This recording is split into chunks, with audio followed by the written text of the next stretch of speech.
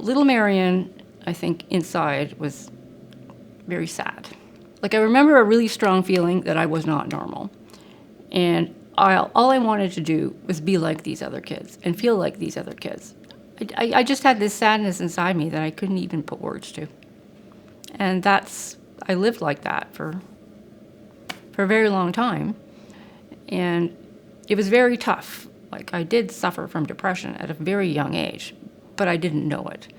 So, just to hear, I guess, like, there was actually something really wrong with me and that I would eventually get help, I think that kind of might have alleviated my feelings of being very kind of alone and isolated. I didn't get any help. Like, I never got proper mental health help until my 30s. So I went through university, got married, had the kids, had a house, bought a cottage, had a dog. Like, I did all of this hitting 30 and hitting a wall and getting hospitalized. So I still, even as an adult, I think, I don't know, maybe I was just like moving too fast and I never really kind of slowed down. And I always get a lot of things done and I put a lot on my plate and, I like to be busy. So I never, like, I was full steam ahead. Like, I want this, I want that. And I did it until the first hospitalization.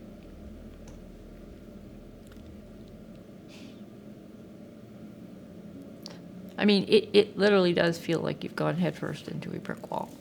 It's the feeling that that's it. You cannot, you can't cope. You can't go forward. Like, it's almost like you're paralyzed and you don't know what to do. You don't know what to do. Like, it just felt like there was no way forward. And I had been working with my family doctor, but it wasn't working. It wasn't working.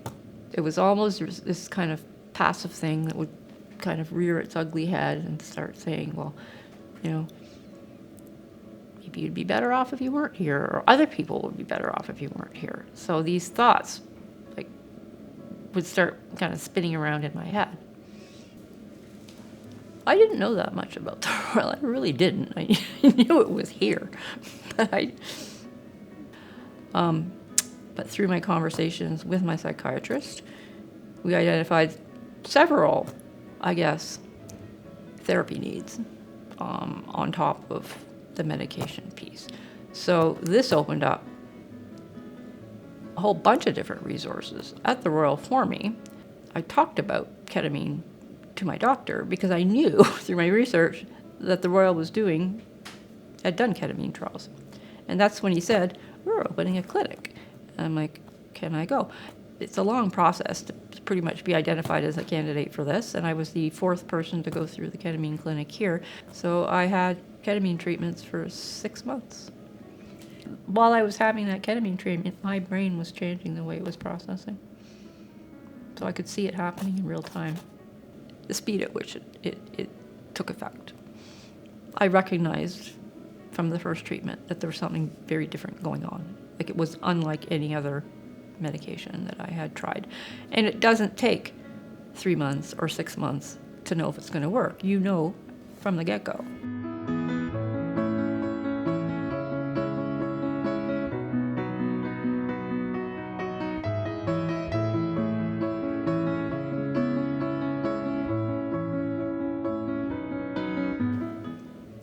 As a kid, I had anxiety, but the overriding problem with me was always the depression. So this anxiety that I've had my whole life never really got addressed because the depression almost, it just overrode it.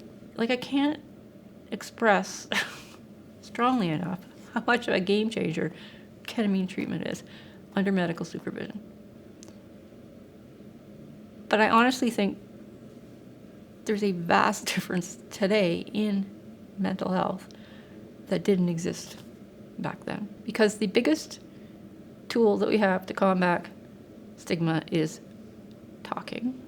End of story.